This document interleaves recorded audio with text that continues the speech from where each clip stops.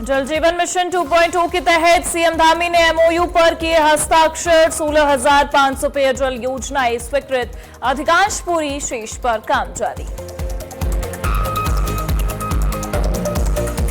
कुंभ मेला 2027 की तैयारियां तेज, मुख्य सचिव ने अधिकारियों संघ की बैठक, निर्माण कार्यों में देरी पर जताई नाराजगी। एनसीओआरडी की बैठक में ड्रग्स के खिलाफ सख्त एक्शन, 15 दिन के भीतर एंटी ड्रग एक्शन प्लान तैयार करने के निर्देश। स्कूल कॉलेजों में एंटी ड्रग क्लब बनाने और जागरूकता पर जोर। देहरादून में लूट के दौरान पुलिस बदमाशों के बीच मुठभेड़, फायरिंग में थाना प्रभारी समेत 3 लोग हुए घायल। प्रेमनगर थाने में हुई वारदात। उत्तराखंड में फिर बदलेगा मौसम का मिजाज, 48 घंटे में बारिश और तेज हवाओं का अलर्ट। पहाड़ी जिलों में बारिश और ओलावृष्टि की चेतावनी।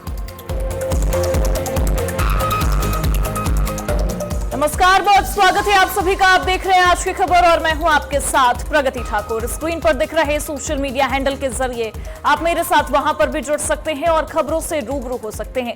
चलिए अब देवभूमि से जुड़े खबरों की शुरुआत कर लेते हैं, जहां देहरादून से ये बड़ी खबर सामने आई है। जल जीवन मिशन 2.0 के तहत केंद्र और उत्तराखंड सरकार के बीच अहम एमओयू पर हस्ताक्षर किए गए हैं। मुख्यमंत्री पुष्कर सिंह धामी ने इस कार्यक्रम में वर्चुअल रूप से प्रतिभाग करते हुए कहा है कि समझौते से प्रदेश में जल जीवन मिशन को नई गति मिलेगी। प्रदेश में इस योजना से करीब 14 लाख ग्रामीण परिवार जुड़े हैं और 16,500 से अधिक पेयजल योजनाएं स्वीकृत की जा चुकी हैं, जिनमें अधिकांश पूरी हो चुकी हैं, जबकि शेष पर तेजी से काम जारी है।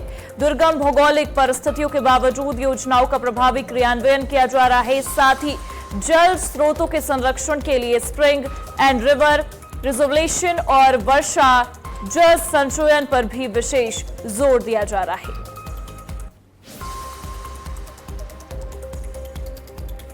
देहरादून में मुख्यमंत्री पुष्कर सिंह धामी से कैबिनेट मंत्री मदन कौशिक ने शिष्टाचार मुलाकात की है। मुख्यमंत्री आवास पर हुई इस मुलाकात के दौरान दोनों नेताओं के बीच समसामयिक मुद्दों पर चर्चा हुई है।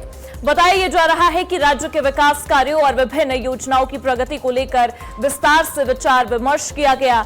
इसके साथ ही प्रदेश के मौजूदा हालात और आगे की रणनीति पर भी बातचीत हुई है। इस मुलाकात को सरकार के भीतर समन्वय और विकास कार्यों की दिशा में अहम माना जा रहा है।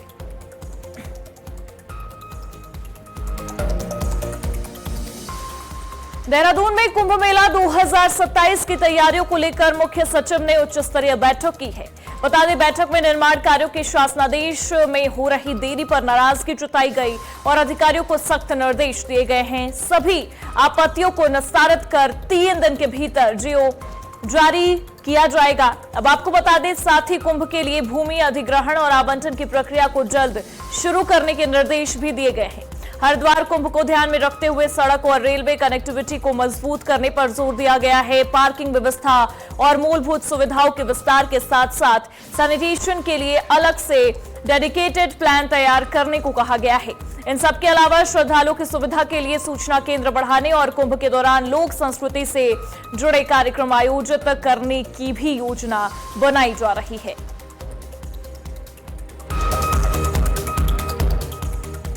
देहरादून में एनसीओआरडी की 11वीं बैठक में ड्रग्स के खिलाफ सख्त कार्रवाई के निर्देश दिए गए हैं। मुख्य सचिव ने अधिकारियों को 15 दिन के भीतर एंटी ड्रग एक्शन प्लान तैयार करने के निर्देश दिए हैं। बैठक में ड्रग्स की सप्लाई चेन को तोड़ने के लिए पुलिस को कड़े कदम उठाने को कहा गया है। साथ ही स्कूल और कॉलेजों में एंटी ड्रग क्लब बनाने और व्यापक जागरूकता अभियान चलाने पर जोर दिया गया है। 100 मीटर के दायरे में तंबाकू और गुटखा बिक्री पर सख्ती से रोक लगाने के निर्देश दिए गए हैं। इसके अलावा प्राइवेट डी एडिक्शन सेंटरों की जांच के आदेश दिए गए हैं और मानकों का पालन न करने वालों पर कार्रवाई की बात कही गई है। मानस 1933 हेल्पलाइन यानी कि 1933 हेल्पलाइन के प्रचार प्रसार के साथ आमजन से सहयोग की अपील भी की गई है।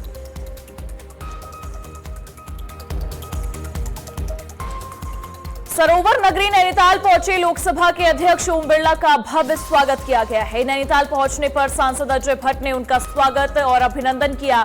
इस दौरान लोकसभा अध्यक्ष ने पार्टी कार्यकर्ताओं के साथ बैठक की और स्थानीय लोगों से भी मुलाकात कर उनका हाल जाना है। दौरे के दौरान क्षेत्रीय मुद्दों और विकास से जुड़े विषयों पर भी बातचीत होने की जानकारी सामने आई है। नैनीताल की वादियों में इस राजनीतिक हलचल को लेकर कार्यकर्ताओं में खासा उत्साह देखने को मिला है।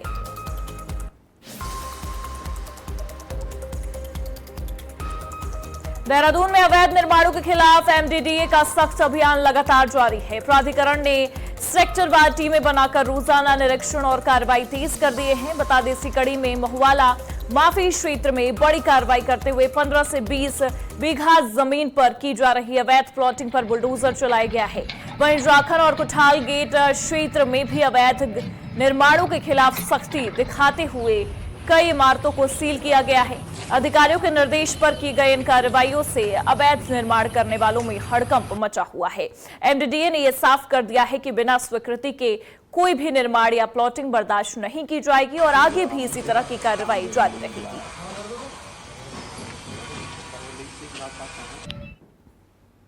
देहरादून में दिशा समिति की बैठक में विकास योजनाओं की समीक्षा के दौरान टिहरी सांसद माला राज्य लक्ष्मी शाह ने गुणवत्ता और बेहतर समन्वय पर जोर दिया। बैठक में जल जीवन मिशन समेत केंद्र और राज्य पोषित योजनाओं की प्रगति पर विस्तार से चर्चा हुई है। सांसद ने साफ कहा है कि किसी भी योजना में गुणवत्ता से समझौता बर्दाश्त नहीं किया जाएगा और शिकायतों का त्वरित समाधान सुनिश्चित किया जाए। आंगनबाड़ी केंद्रों में पोषण आहार की गुणवत्ता और नियमित निरीक्षण के भी निर्देश दिए गए हैं। तो वहीं शहर में ट्रैफिक जाम और प्रदूषण से निपटने के लिए अवैध रूप से खड़ी वाहनों पर सख्त कार्रवाई के निर्देश दिए गए हैं। सांसद ने विभागों के काम की सराहना करते हुए कहा है कि बेहतर समन्वय के साथ योजनाओं को समयबद्ध तरीके से पूरा किया जाए ताकि आमजन को सीधा लाभ मिल सके।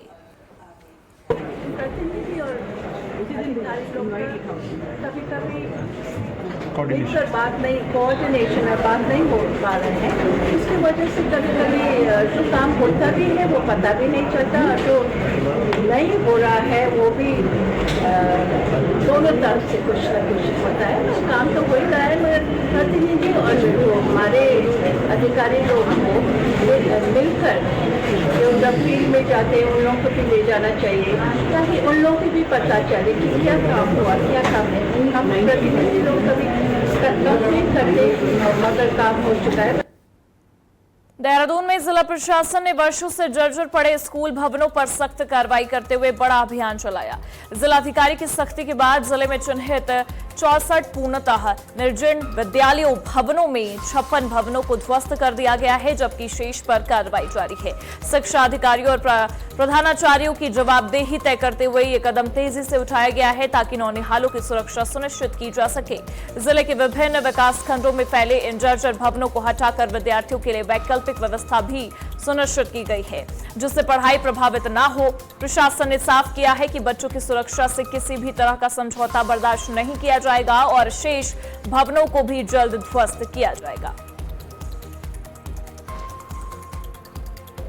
देहरादून में सार्वजनिक स्थानों पर गुंडागर्दी करने वालों के खिलाफ दून पुलिस का ऑपरेशन प्रहार लगातार जारी है। इसी कड़ी में पुलिस ने जानलेवा हमले के मामले में 5 आरोपियों को गिरफ्तार किया है। बताया जा रहा है कि व्हाट्सएप ग्रुप में हुए विवाद के बाद आरोपियों ने युवकों पर लाठी डंडों और धारदार हथियारों से हमला कर उन्हें गंभीर रूप से घायल कर दिया था।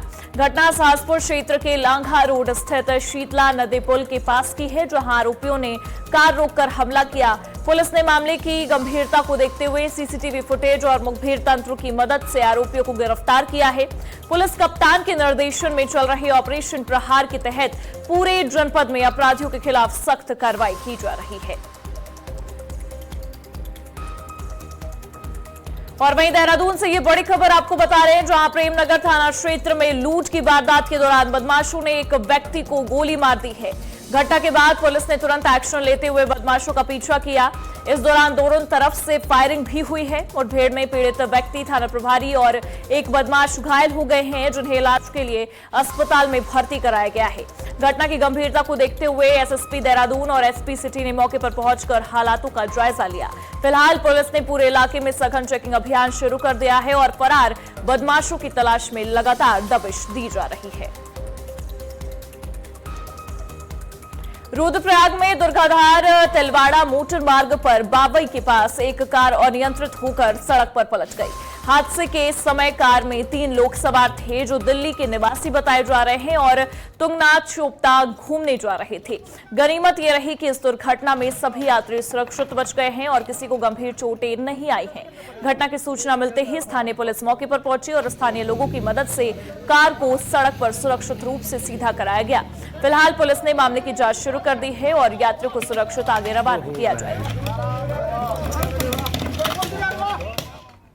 उत्तराखंड में एक बार फिर मौसम का मिजाज बदलने वाला है। मौसम विभाग ने अगले 24 से 48 घंटों के भीतर राज्य के कई इलाकों में बारिश और तेज हवाओं का अलर्ट जारी किया है। देहरादून समेत टिहरी, उत्तरकाशी, रुद्रप्रयाग, चमोली, बागेश्वर, पिथौरागढ़ और नैनीताल जैसे पहाड़ी जिलों में हल्की से मध्यम बारिश के साथ ओलावृष्टि की भी संभावना जताई गई है। करीब 40 किलोमीटर प्रति घंटे की रफ्तार से तेज हवाएं चलने के आसार है, जिससे जनजीवन प्रभावित हो सकता है। मौसम विभाग और प्रशासन ने किसानों और आम लोगों को सतर्क रहने की सलाह दी है।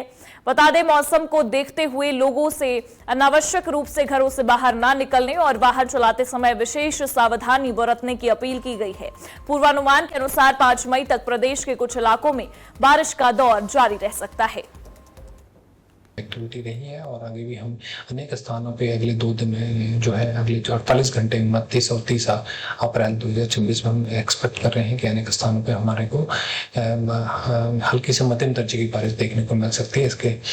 और उसके बाद जो है कुछ स्थानों पर जो है पूरे वीक में जो है यानी कि 5 तारीख तक हमको कहीं कहीं ये बारिश देखने को मिल सकती है। हल्की से मध्यम दर्जे की बारिश एक्सपेक्ट कर रहे हैं। जो मुख्यतः आज अगले 24 घंटे में जो हम एक्सपेक्ट कर रहे हैं वो है हेल। जो हमें वार्निंग दी है वो हेल हो सकता है कुछ जगह पे, या इंटेंस रेन स्पेल हो सकते हैं।